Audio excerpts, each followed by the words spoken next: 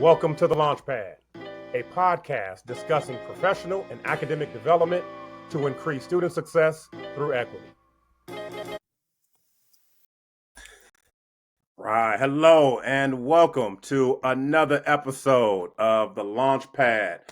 This is a weekly conversation highlighting the journey, experience, and wisdom acquired of a professional in higher education.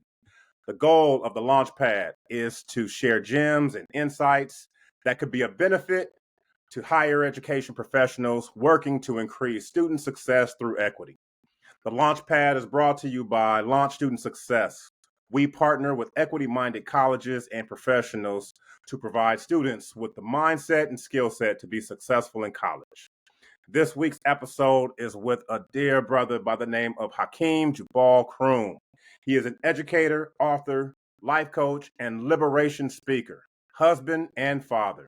Hakeem received his Bachelor's of Arts in Economics from Hampton-Sydney College in Virginia and his Master's of Arts in Educational Leadership and Policy Studies at Sacramento State in California. Hakeem currently serves as the program manager for Umoja at Victor Valley College in Victorville, California, where his work focuses on increasing outcomes for Black community college students. Prior to Victor Valley College, Hakeem served as the director of the Male Success Alliance at California State University, Dominguez Hills in Carson, California, where his work focused on eliminating access, opportunity, achievement, and equity gaps for Black and brown male collegiates. Hakeem has had a 13-year career as a student affairs practitioner and has held roles in diversity and inclusion, residence life, first-year transition, and student activities at 4 colleges and universities, respectively: Hampton, Sydney College, University of California, Davis, California State University, Sacramento, and California State University, Dominguez Hills. Hakeem also has experience in the nonprofit space where he served as a student success and retention coordinator for the Black Students of California United, a statewide organization that focuses on developing African American middle school and high school students through culturally competent leadership training, civic engagement experiences, and experiential project-based learning. He currently serves as the Community Outreach Officer for Juneteenth Freedom Fest NYC, an organization dedicated to creating digital and live events catered to Black audiences and voices with the goal to celebrate, motivate, educate, and liberate the Black community. Hakeem hails from Harlem, New York City, and is the middle of 5 children. And with that, Brother Hakeem Croom, welcome to the Launchpad. My brother. Thank Yes, you, my sir. brother. Happy to be with you. Delighted, man. And just happy and blessed to share space with you, my brother, and get into this fruitful conversation. Absolutely, man. So thank you so much for being with us on the Launchpad. Again, just for those of you watching, I met Brother Hakeem Croom at the 2024 Umoja Conference in LA. It was the 20th anniversary of the Umoja Conference. Launch Student Success sponsored and attended, and it was absolutely amazing. And so I had actually finished presenting at the conference, and there was a participant in my workshop that said, "I need you to meet somebody." And this person brought me out of the session into the bigger, larger auditorium, brought me through all these tables, and introduced me to Brother Hakeem Croom. And immediately said, "Hey, man, what's Yeah, happening?" And it was just like we've known each other for years. So that part, it's an that honor, part. brother, to have you with the Launchpad, and looking Same, forward to same. hearing your experiences. So let's go ahead and just get started. Growing up, Let's do it. middle Let's do school, it. middle school, high school. What was your impression of going to college growing up? That's a great question. I think especially growing up in Harlem, NYC, there was not a lot of representation, of going to college, and at that time, when I was that at that age group and in that age group, I didn't really see a lot of that in my surroundings. But I was intrigued by the idea of it.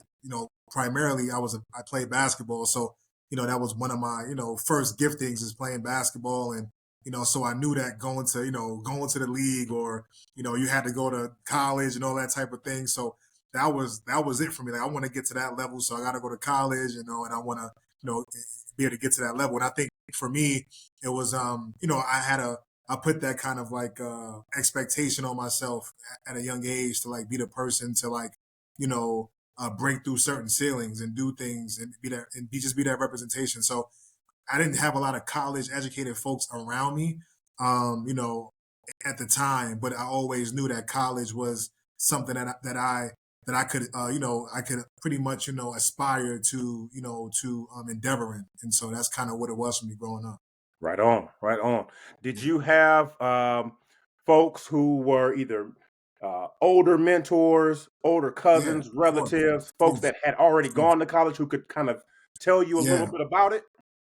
Yeah, a little bit. I had my cousin Charlene. She went to Howard. She went to Howard U. She's a little bit older than me, but she went to HU. She was in the Mecca. She didn't really say a whole lot of stories about her time, but we knew that she had went to college, and I remember, growing up a '90s kid, man, watching a different world and watching different Yeah, shows and stuff, and just like you know what I mean. So yeah, part of it was like I want to go to college. It looks fun. It looks cool. So some of the media helped to, to even some of those shows, the Cosby Show, and all those type of things too.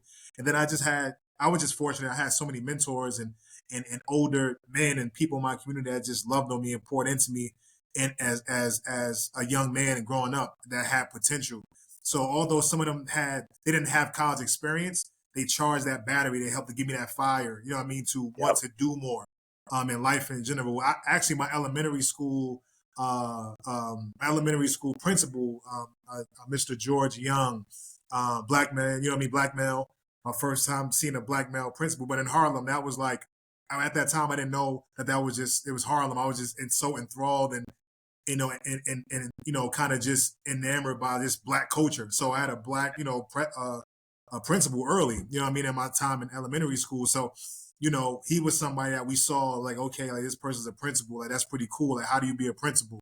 So he definitely helped open the doors of just possibility and like what that even was yeah. at an early age. I don't know where he went for college and things like that, but just seeing him in that space, opened up the lens of possibility for me at a young age for sure. Yeah, right on, man. Right on. So, Yes, sir. when you finally got through high school, you're getting ready to go Yeah, to college, right? yeah. What was that experience like transitioning into college in your first year?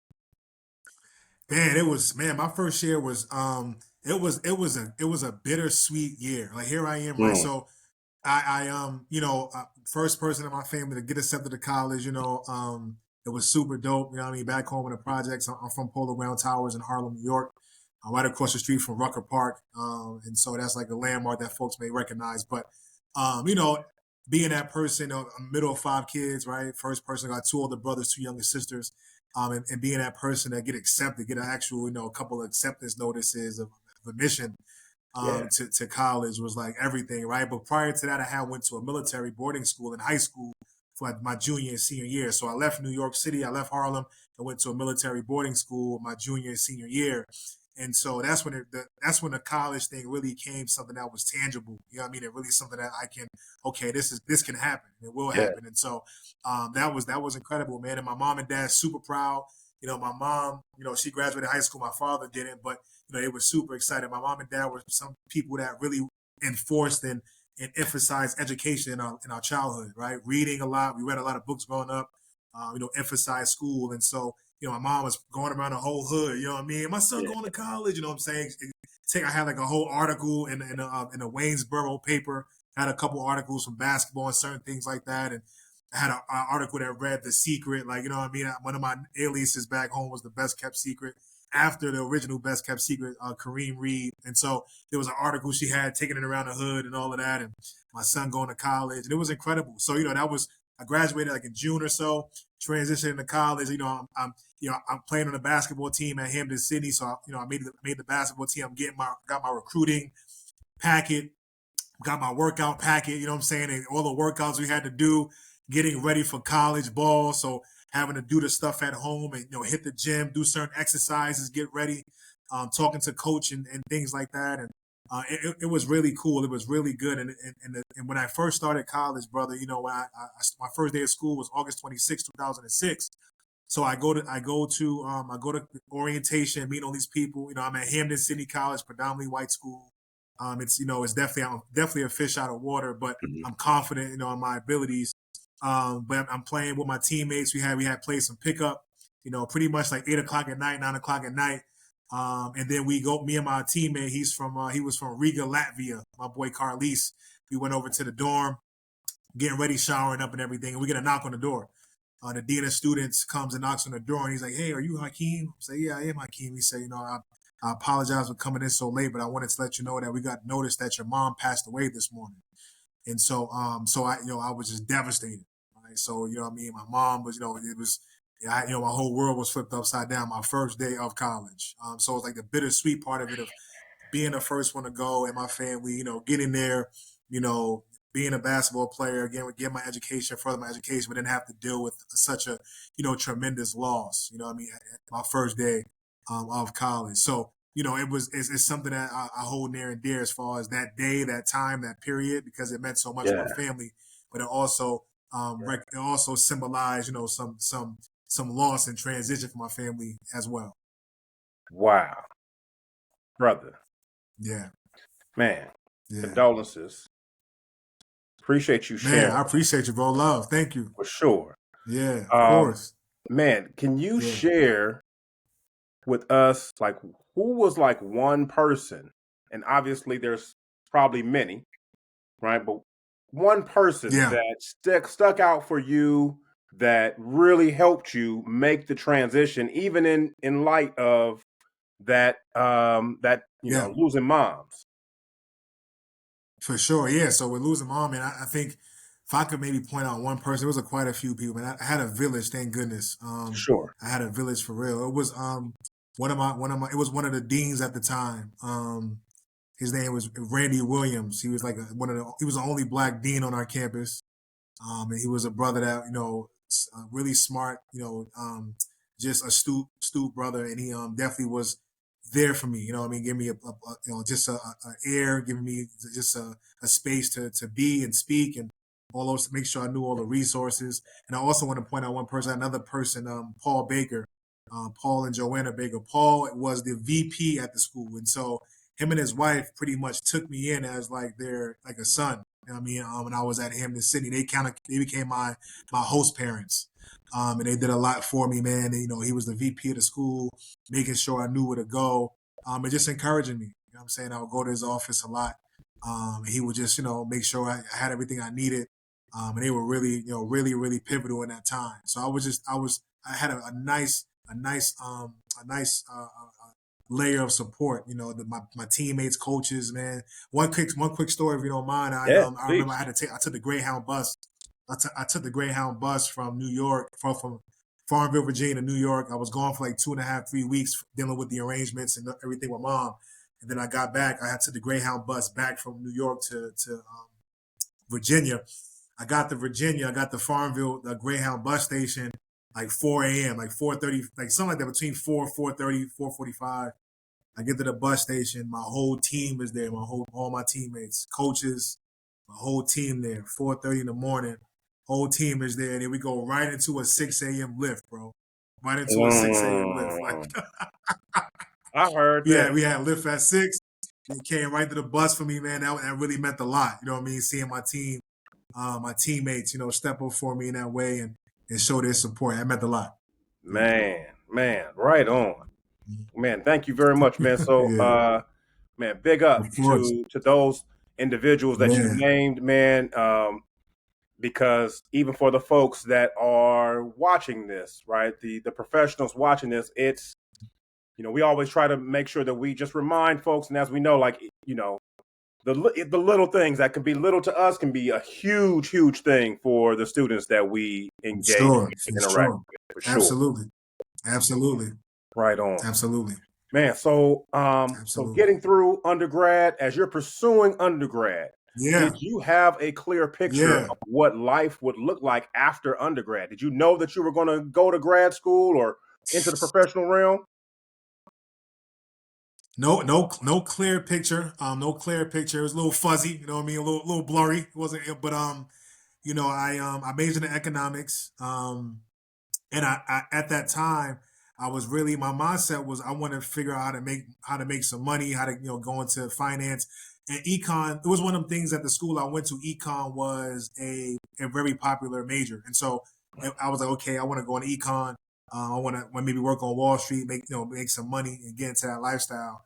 And then I remember my first year, I had an internship with Columbia Teachers College, where I assistant taught fifth graders in El Barrio in New York City, and that really sparked the fire of like me wanting to become an educator and do either become an educator or do work that touches the youth and people and really inspire and help to educate and lift up. And so I was there for a summer in El Barrio working with some fifth graders, teaching and leading lesson plans and things like that. It was a pain. Those kids, it was a rough. They gave me a run for my money for sure. But it was one of the things at the last day of the program. I remember, I won't forget. I'm thinking that it's the end of the year. I remember I'm like, these kids ran me. I mean, they definitely had my work cut out for me. But I remember a couple of students came to me at the end and said, "Mr. Hakeem, we love you so much. Thank you for everything." Hugging on me, you know what I'm saying? Just the impact, you know what I mean? And I'm like, I didn't know that was there, given how the summer went. But Yeah. once that program was over and they knew I was leaving and all of that, they just show how much they appreciated me, and that meant a lot. You know what I mean? It's kind of like you said, the little things. As practitioners and educators, being a black male educator in the space, somebody that relates to them. You know what I mean? I'm in there looking like them, but I'm showing them what that representation of what the possibilities can be and living that kind of lifestyle and showing that there's more options to what you see in your everyday surroundings. So that was incredible. So once I had that experience, like, okay, cool. Like I want to continue to kind of, hone in on this.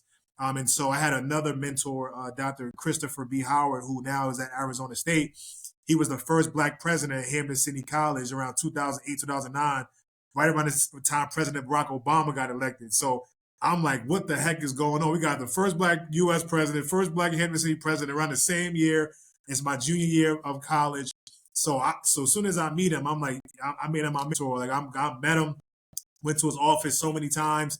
I just want to know, how did you get here, black man? Like, how did you even get to Hampton City as the first black president? I want to know all the things. You know what I mean? So I was just going to his office, asking him questions, spending time with him. And then when I graduated, when I was approaching graduation, he helped me land an internship at the Fessenden School in West Newton, Massachusetts. And so I had an internship lined up. After I graduated from college, I moved to Boston. As a New Yorker, that's a lot. You know what I mean? The Yankees and Red Sox rivalry, all the sports rivalries. Anytime I go somewhere, I have to show my ID. They're like, Yankees or Mets? I'm like, Mets, just to make sure I have no issues. But I was teaching over there. It was great. I taught second grade. So I was teaching second grade. I knew second grade was not my level. You know what I mean? Shout out to the babies, the kids, the youngins. Shout out to the teachers that teach at that grade level, because it takes such an intense amount of just patience and organization and all the different things that I didn't have at 20, 21, 22. I was like, I ain't doing this. Yeah. But I love the kids, though. They were great. But yeah, I had an internship, and that kind of really set me on a path of, I want to go, really want to go into education. So that was kind of the kind of, I didn't have a clear picture going in, but it started to get clearer as I started to kind of find those things that spoke to me, that kind of gave me a sense of like fulfillment and service, and being able to make that kind of impact, right? And so that was that. And so when I got done at the internship, I had a year where I didn't land a job or have an internship, so I moved back to Harlem. So I'm back in Harlem. I'm like 21, 22 years old. I'm back in the projects, and I'm back in the environment that helped to raise me, mold me. But I've changed so much as far as my outlook, where I'm at in life, and just my, how I look at things. And so it was one of them things where God was preparing me for the next chapter, bringing me back to the essence of what made me who I am. And I was looking for work for like 4 months, was on unemployment, finally landed a job at St. John's University at their call center. So I'm at the call center answering calls and triaging them between admissions and different departments or whatever. Then I get a call. I'm taking a bus. So to get to Queens from Harlem, from St. John's to Harlem, I took 3 trains and a bus. So it was like a 2-hour commute in public transportation time, right? So it was a long commute. So, and I'm working part-time. And so I get a call from the same dean. I get a call, like he's like, "Hey, is this Hakeem?" He said, "Hey, this is David Klein from Hampton, Sydney." So it was the dean that called me from my alma mater was the dean that told me my mom passed away. Oh, wow. He was the one that came. He was the one that came to my room and told me my mom passed away. Yeah. He calls me, hey, we have this assistant dean of diversity, equity, inclusion role. I'm talking to folks around campus about who would be a great fit for this. And everybody's saying your name, from faculty, staff, so on and so forth. How do you feel Yeah. about coming back to Hampton City to serve? Blah, blah, blah. I'm like, man, I'm back in New York, man. I don't know if I'm gonna go back to the boonies of Virginia. You know what I mean? I don't know, man. It's slow down there. I like this. I like this high, this speed of this life. This. You know what I mean? Of New York City. You know what I'm saying? I'm a Yeah. young 20-something. You know what I'm saying? Yeah. It's slow down there. You know what I mean? But so he said, I want you to think about it. Don't give me an answer today. Think about it. Give me a couple days and get back to me. The next day, Dr. Christopher B. Howard calls me, my mentor, right? Who got me, helped me when I was there, helped me with the Yeah. internship. He called me, gave me the straight big bro talk. Hakeem, you need to take this role. This is why. This is what it's going to do for you. Your whole life is going to change. The trajectory of your life, doing X and Y. So he painted the picture. He said, this will be a step in the right direction for you, and you need to consider this, and so on and so forth. So I'm like, look, man, Doc, I love you. You know what I mean? It's going, I'm gonna come back to the boonies just for you. I'm coming back to the boonies just for you. So, so I pack my stuff up again, leave New York, go back to Farmville, Virginia, go back to the sticks, go Hampton City, and went my second home for real. Yeah. And I go back to serve as the assistant dean of diversity, equity, and inclusion. So I'm on the other side of the fence, from a student now as a staff member. So Amen. that was pretty full circle. Hey, that's dope, man. That's dope.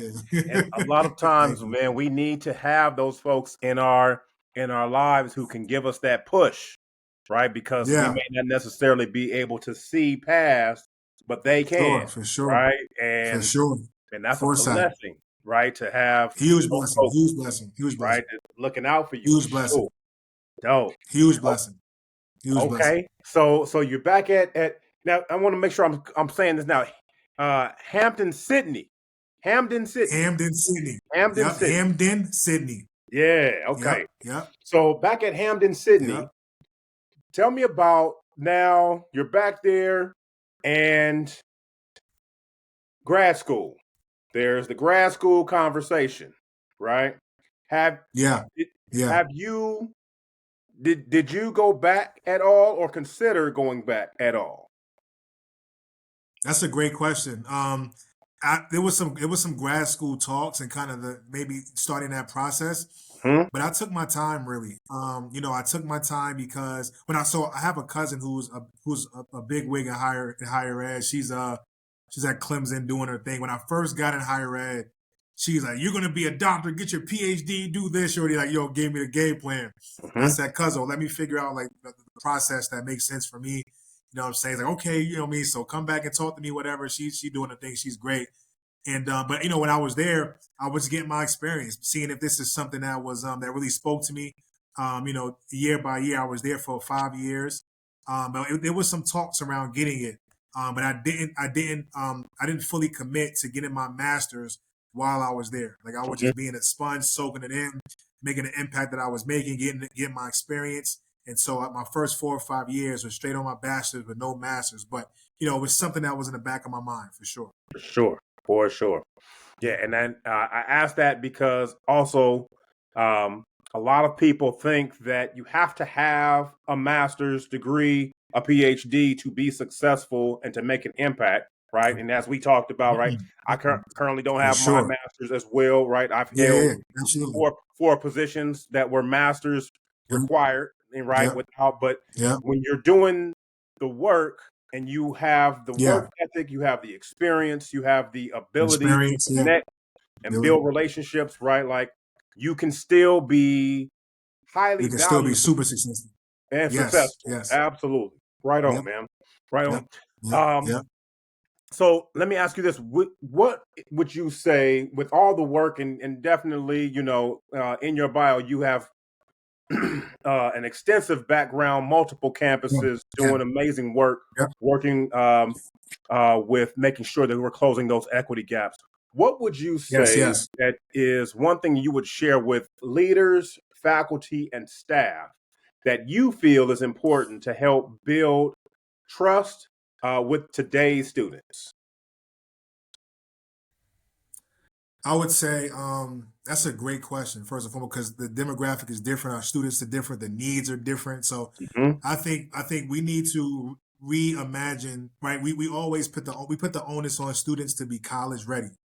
Right, we need to put the onus on universities, college, and university leaders and college leaders to be student ready. Right, so what that does is put the onus on the universities and the leaders of these college universities to ensure that they're continuing to learn and create new strategies, policies, approaches, pedagogies, and practices to be able to make sure students are thriving, right? And so that students can be seen, heard, and valued on their campuses, right? And so I think with this new generation, part of it is, having a way of having that cultural humility, right? Being someone, a lot of our new generation, they care about authenticity, right? You have to be an authentic leader, authentic person. They can sniff out if you like, if you're not authentic, right? And so our Absolutely. students can really really can feel that, right? And so making sure you're coming from a place of genuine curiosity and care in regards to how you go about your work and your approach with them, right? Now, I mean, you may not, you're not going to have all the answers, right? There may be some disconnect if you're somebody from a different background or race or or gender, or whatever it may be.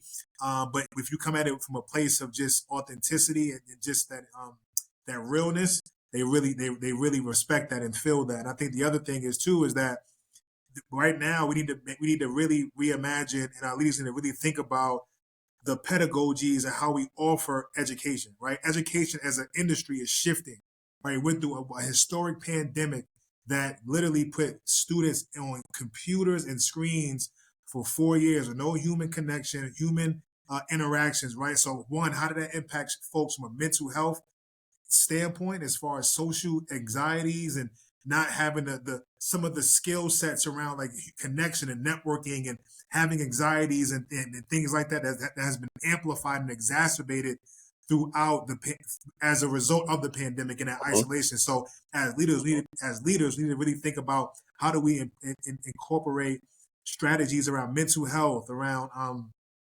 strategies for connection, human connection, and knowing how to network and knowing how to build relationships, because that process of that development for them was interrupted drastically for this group of students. And so that's something that we have to be very mindful of. The other thing, of course, is I would say you have that piece. I would say as far as the way that we even offer education right now, education is at an inflection point because, again, because of the pandemic, folks are actually questioning the value of a college degree, Mhm. right? We just saw that in California, the Governor Newsom, just decided to scale back on the bachelor degree requirement for about 30,000 jobs, right? And so a lot of folks are reevaluating, is it even worth going to college to go invest this amount of money to go in this type of debt to get this degree for a position or a job that doesn't yield the same amount of money I invested into the degree, Yeah. right? And so we need to have bigger conversations around, okay, the cost of education, the access part, and do we need to offer it even the same? Like the pedagogies, how we go about our course sequencing and the amount of units you got to take. It doesn't have to be 4 years. Can it Mm. be 2 years?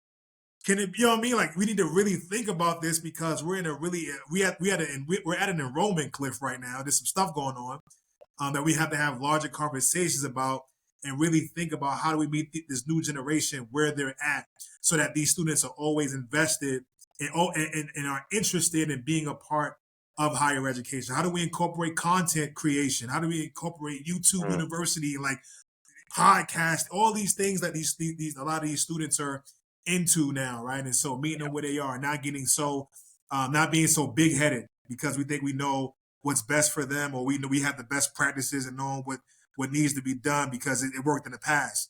We're in AC after COVID. Ah, Nothing was the same. You know what I mean? You heard what Drake said. Nothing was the same. So that's a couple of things that I'll suggest. I hear that. Right on. Hey, thank you very much for that. So, of course. And I'll bypass, just being from the West Coast, I'll bypass that Drake because, Kendrick on this. But we're gonna move to the next Yeah, question. we ain't get on the hip hop tip. I You know, know what I right, right, mean? right. That's another I'm podcast. on your side. I'm on your side with that. Yeah, no, So but you yeah, gotta I pop did out and say show 'em. We gotta pop out. you're right. You gotta pop out and Can show them. can you highlight a equity focused program or initiative on your campus? Something that's happening on your campus that you all are doing there at Victor Valley, that is in being very intentional to narrow or close an equity gap on your campus. Yeah, I think there's a couple things that we're doing. One that I'm going to highlight is that we're actually we're going to do a certification around healing center engagement Excellent. for students, faculty, and staff. And so, healing center engagement is a framework that was created by good brother Sean Jim Wright, who's now at Harvard. He was at San Francisco State. He has a program that speaks that's like an offshoot of trauma informed care. And so in this process, it's an asynchronous certification program that students, faculty, and staff go through to learn about social toxins and all these different things around equity and anti-racism, anti-blackness, things around gender, all these different things around systemic oppression, so on and so forth. And so, but it really centers healing when it comes to individuals in minoritized communities, black, and primarily, but also brown, BIPOC, but definitely black for sure, in regards to how do we center the conversation around students' wellness, around their healing and not their trauma. And so it's centering their healing, right? And so your students are not their trauma. Trauma is something that happened to them, but they're not identified, and that's not their full identity. So centering healing. And so this is going to really be groundbreaking for us because I think some of the things that I talked about in my previous commentary is that really being intentional around the mental health components, the well-being when it comes to our students, because especially in community college level and at this level, the needs of our students are really pronounced at the CC level, right? Like Hmm. I was at the UC, the CC, the community, the California State University, now at the community colleges, is really pronounced as far as basic needs, mental health, foster youth, all these different things, formerly incarcerated, right? So there's a lot there, and this can be a really great catalyst not only for our students but for faculty and staff to really reimagine how they approach well-being and healing and wellness. So we're going to take this and we're going to give this to our local high schools. We're going to package it up and then go into the high schools and offer healing center engagement to the local high schools, right? And so really having a ripple internally with our own faculty, staff, and students, and being impactful here, and then Yeah. taking that same framework and giving it to our local high school students as they get ready to make that next step in their life and dealing with all the things that they're dealing with, and being able to give them a framework early around healing centered engagement. So that's something from an equity standpoint that I really want to highlight. I'm super excited about. I actually did this at Dominguez as well. With our students, particularly with our Male Success Alliance, had about 23 students and some faculty and staff who participated. And we had some who participated. We had some really good conversations, dialogue, and it's worked wonders for a lot of our, especially for young men, to talk about healing and vulnerability, social toxins, masculinity, all those different things. So that was like really incredible. So we're going to take this and do this the same, something similar here at VBC. Amen. Amen. Right on, man. Thank you very much for that work. That's huge, Of right? course. Because Thank you. shoot, I know that I did not learn how to even begin to think about how to deal with my mental health, healing, the masculine toxicity that I learned growing up where I grew up, Yeah. right? Really until probably my fourth Mm-hmm. year in college. But I am Right. still doing that work. That was For 24 sure. years ago now that I started that, right? So it's a lifelong Wow. Wow. journey. Yep. And for It's a you all to lifelong be able to journey. do that, right, with that at that age, for those young men at that age is definitely commendable, brother. Thank you very much for that. For Thank sure. Thank you so much. I you. appreciate it, good brother. Thank you. For sure. Man, as we end up here, my last question here is, if you had a magic wand, you could wave a magic wand, man, what is something that you would like to do or see in the future as it relates to student success, equity on campuses? What would you like to see? You process that. That's a good one. I have a couple of thoughts. The one that's speaking to me the most is I would like to see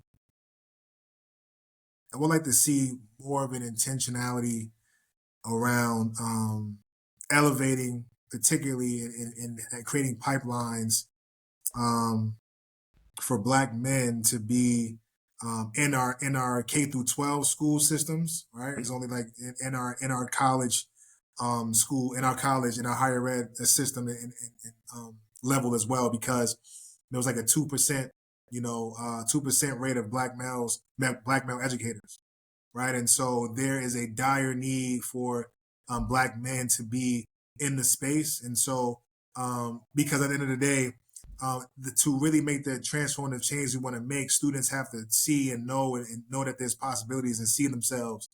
And so I really think if I had a magic wand, that two would be 15 to 20%. You know what I mean? It would be 30%, right? Whatever that could be. And so that's something that comes to mind, especially as a Black male educator in the space, and knowing the impact that I've been able to make everywhere I've gone, and just knowing that what I represent when I walk into a room, what the energy that I command, the respect, what I give, the advice, the guidance, the learning, the growing, the challenging, the loving, you know what I'm saying, that is something that is super transformative for our students. And I just earlier today I had a student, we had a meeting, and we have a screen in our space that has a slideshow, and she was like, Hakeem, in all his pictures, he always smiling. Like, we love that because he got this energy, so positive. Like, a Yeah. lot of folks haven't even, like, a lot of our students haven't seen someone walk with a sense of like joy and happiness and positivity, right? Of course, it's hard out here, right? But I choose every day to show up how I show up, Yep. not only because it's good for me and my family, my well-being, but I know what it's going to mean to them, right? So these are the things. So I think when it comes to the education piece, if I could wave a magic wand, is to really find ways to have access and pipelines for Black male educators, right, and to up our numbers and representation at all levels of education, because we know when Black men are in the classroom, our students are the outcomes speak for themselves. And so I'll land my plane there. Amen. Amen. Brother Hakeem Croom, Sure. man, it's been an honor. My Thank you man. very much for joining us on the Always, man. Yes, today, sir. brother. My man, Yes, sir. have a I blessed appreciate day. you, good brother. Peace and For love. sure. You Peace and too. love. Yes, sir. All right. Peace and love.